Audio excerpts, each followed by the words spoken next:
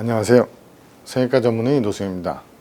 오늘은 여러분들하고 재수술 어떤 기준을 가지고 우리가 선택을 하면 실패하지 않고 성공할 수 있을까? 재수술의 성공 조건에 대해서 한번 같이 의견을 나눠보도록 하겠습니다.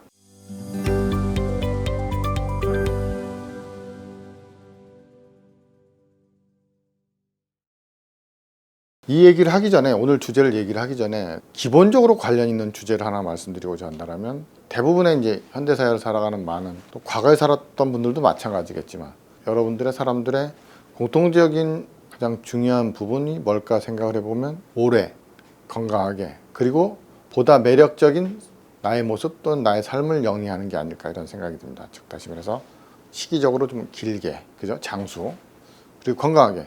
오래 사는데 맨날 병원에 있어 이러면 안 되잖아요, 그죠? 병원에 누워 있거나 거동이 불편하거나 그런 의미가 없지 않겠습니까? 마지막으로 오래 살기도 하고 건강한데 남한테 막 피해를 줘, 이러면 또 그것도 문제가 되지 않겠습니까?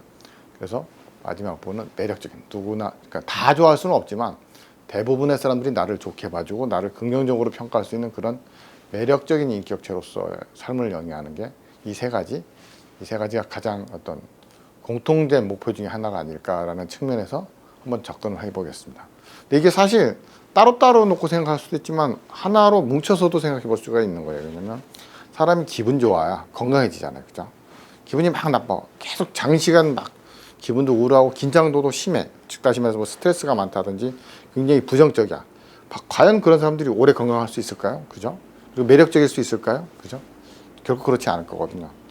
그래서 어떻게 보면 내가 매력적이 된다는 게 굉장히 오래 건강하게 살아간다는 그런 주제와도 굉장히 연관성이 깊은 주제겠구나, 이런 생각이 듭니다. 근데 문제는 성형이라는 게 한 번에 딱 성공해, 완벽해. 사실 그럴 수는 없어요. 왜냐하면 많은 병원이 있어요. 세상에 모든 병원이 잘하고 모든 의사가 잘하기 힘들지 않습니까? 그렇잖아요. 또 우리가 물건을 생산해도 잘 만드는 회사가 있는가 하면 조금 상대적으로 떨어지는, 그리고 기술자가 아주 기술이 좋은 기술자도 있는가 하면 조금 기술이 떨어지는, 터무니없는 경우도 있을 수 있지만 다양한 것처럼 역시 의료 분야도 그런 것 같아요. 계속 노력하고 생각하고 자기 발전을 꾀해야지 어느 정도 소비자층에게 만족을 줄 수 있는 그러한 의사가 될 수 있지 않을까, 이런 측면에서 여러분들 삶에 보다 매력적인 존재가 되는데 도움이 될 수 있을까 해서 이 시간을 한번 마련해 봤습니다. 첫 번째 재수술의 기준은 그거예요. 과연 내가 정확히 뭘 원하나, 이게 굉장히 중요한 포인트인 것 같아요. 전에 그런 말씀을 드린 적이 있어요. 쌍꺼풀? 서양 사람들이 예뻐, 잘생겼어. 왜 그러지? 쌍꺼풀이 커. 그래? 그럼 우리도 쌍꺼풀을 크게 해볼까? 해서 접근을 했는데 아니더라, 이거죠. 쌍꺼풀을 크게 했는데 그럼 똑같이 쌍꺼풀을 크게 했는데 왜 안 예뻐? 서양 사람들은, 외국 사람들은 쌍꺼풀이 커서 눈이 예쁘고 그래서 매력적으로 보이는 줄 알았는데 똑같이 큰 쌍꺼풀을 했는데 안 예뻤다. 그 이유가 뭘까? 생각해보니까 쌍꺼풀 크기 자체가 문제가 아니라 눈 크기가 문제였구나. 즉 다시 말해서 진짜 분석이 중요해요. 근데 이런 미용 쪽 분석은 정말 어찌 보면 이게 동북아시아에 국한된 측면들이 많기 때문에 그 눈에 어떤 몽골리안 슬랜트라든지 눈꼬리가 올라가고 눈동자가 작고 눈 자체가 작고 이러한 인종이 많이 모여 살지 않는, 거의 없는, 또는 굉장히 소수인 서구권에서 먼저 의학이 발달하고 그쪽 기준으로 학문이 정립되다 보니까 사실 여기에 와서는 그렇게 정립될 기회가 없었어요. 의료 한류가 그렇게 발달한 상황에서도 한 부분에서는 중구난방이고 체계가 없는 그런 상황이 생기게 된 거죠. 그래서 소비자층에서도 혼란이 있을 수 있고, 그래서 저는 첫 번째 원칙, 내가 불만족한 이유를 어떻게 찾을 것인가. 불만족한 이유는 여러 가지 원인인데 어찌됐건 객관적으로 결과가 만족스럽지 못했기 때문에 생기는 경우가 많거든요. 특히 안면 쪽에서는. 그래서 그런 경우에 미용적 기준이 부족했을 때 어떻게 내가 좀 더 개선시킬 수 있고 좋은 쪽으로 선택을 해서 성공할 수 있을까 접근을 해본다면 역시 제일 중요한 건 경험 많은 의사를 찾아가는 게 맞지 않을까, 이런 생각이 들어요. 왜냐하면 경험이 많은 의사들은 그래도 나름의 다들의 어떤 구축된 하나의 어떤 체계화된 가치나 어떤 기준이 생겨 있어요. 그래서 실험적이보다는 일단은 안전하게들 수술하는 경향이 있는 것 같아요. 경험을 많이 했기 때문에 나름의 통계치라는 게 있어요. 통계치는 하나의 객관적인 기준과 준거가 됩니다. 그래서 경험치 많은 의사들, 전문가, 그중에서도 전문가한테 가서 선택을 하는 게 맞지 않을까. 저는 그게 첫 번째 원칙, 경험.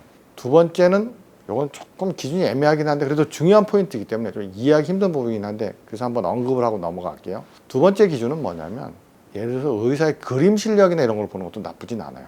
왜냐하면 어떻게 보면 형태를 결정짓는 그런 부분도 상당히 있기 때문에 3차원 공간 감각 이런 게 굉장히 중요해요. 그래서 이 성형분해는 어찌됐건 3차원의 어떤 형태를 결정짓는 수술 과정이기 때문에 3차원의 형태적 감각이 굉장히, 그러니까 공간 감각이 굉장히 중요해요. 의사의, 술자의. 그래서 그러한 감각을 테스트해 볼 수 있는 가장 간단한 건 그림을 보면 돼요. 그래서 의사가 설명을 할 때 그림을 편안하게 잘 그리는지 좀 뭐랄까 약간은 좀 그림 실력이 떨어진다 이러면 조금 그렇죠, 조금 부족할 수 있을 부분이 있을 수 있죠. 뭐 꼭 그런 건 아닙니다만 가능성이 적다 나쁘다 정도로 이건 편할 수 있을 것 같아요. 그래서 3차원적인 그런 형태를 구현해내는 능력이 좋은 의사가 아무래도 좀 더 어떤 미의 규지나 또는 형태에 대한 어떤 구현을 해내는 그런 능력이 더 좋겠죠. 예, 그런 거. 그리고 이제 마지막으로 드리고 싶은 얘기는 이제 제일 중요한 건데 합병증 문제잖아요. 합병증. 치명적인 합병증이 나오면 안 되잖아요. 그래서 치명적인 합병증을 일으키지 않으려면 기본적인 학문적 체계가 그래서 차곡차곡 쌓아진 의사가 좋습니다. 그래서 역시 뭐니 해도 반드시 이것도 아니긴 하지만 그래도 통계적으로 많은 쪽을 선택한 안전한 쪽을 선택한다면 전문 의를 찾아가는 게 맞지 않을까, 저는 이런 생각이 듭니다. 근데 체계적인 교육 과정을 거치고 그러한 과정 속에서 어떤 단계를 밟아서 지식을 체계화시키고 습득했던 그런 과정이 있던 의사가 그래도 좀 더 위험성을 줄이고 안전한 길을 선택할 거라고 생각이 듭니다.